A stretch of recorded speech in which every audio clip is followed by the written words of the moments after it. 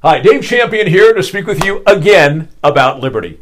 The Lafayette Theater shooting has resulted in an increase, yet again, in gun control rhetoric. So I thought I'd give you 5 lightning-fast facts you can use to shut down the anti-liberty crowd.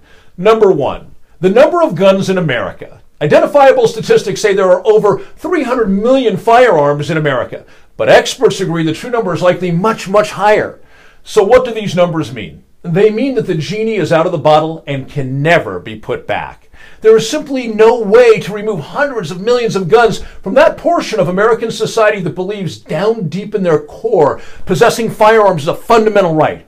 Anti-gunners can disagree all they want, but to put their beliefs into practice, they'd have to have the balls to try to take guns by force. Gun control is a wonderfully passionate subject for anti-gunners to talk about boldly, but not for a moment do they have the intestinal fortitude to take personal action. Unless they want to place their own lives at risk by taking our guns by force, they're just punks running their mouths, which is what they are.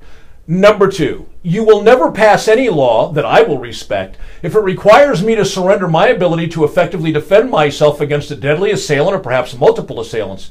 I'm under no obligation to endure serious bodily injury or perhaps death in order to satisfy somebody else's utopian vision of the world.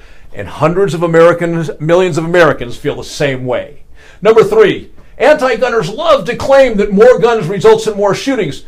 The evidence proves just the opposite, but let's for a moment pretend the anti-gunners' lie was actually true. If it were true, who would be doing this more shooting? The good guys, obviously, because the anti-gunners are never talking about disarming criminals. Their efforts are always focused on taking guns away from me and you, not the bad guys. Since they're only talking about disarming the law-abiding public, from where would this increase in guns come from they speak of? Well, from more law-abiding citizens carrying guns, of course, and that is their concern.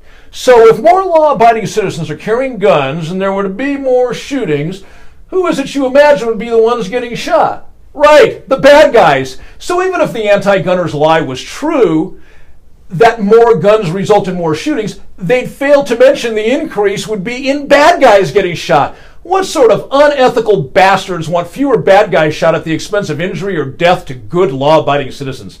Wow. Number 4, the anti-gunners love to say that if you just cooperate with the bad guy and give them what they want, nothing will happen to you. You'll be fine. Really? Well, how about the Westroads Mall shooting, the Trolley Square shooting, the Tacoma Mall shooting, the Aurora Theater shooting, the Lafayette Theater shooting, and 5 family members stabbed to death just a week ago? These are prime examples right out of the headlines that cooperation isn't even a factor in some of these deadly attacks, that the shooter isn't seeking anyone's cooperation, only their death. Number 5. Owning and carrying a firearm has been twice declared by the U.S. Supreme Court to be an individual right, just like freedom of speech or freedom of assembly. It was declared that first in the District of Columbia v. Heller, and then again 2 years later in McDonald v. City of Chicago.